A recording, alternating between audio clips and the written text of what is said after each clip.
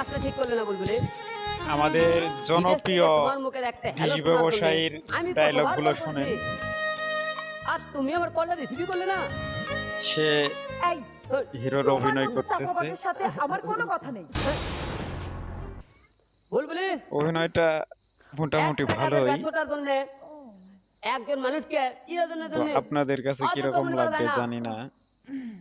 তো আমি সে সত্যি সত্যি চাপাবাজ, চেষ্টার কোনো ত্রুটি ছাপাবাজ, রাখে নাই। ভুলবাজ কিনা তুমি পরীক্ষা করার জন্য আর একটা চান্স দাও। আমার আমি প্রমাণ করে দেবো মনে তোমার হয় এই রাগ অভিমান সব তার মিথ্যে, আগের সব জায়গায় মিথ্যে। ভালো ছিল ডিশ ব্যবসায়ী। বলো আমাকে কি করতে হবে?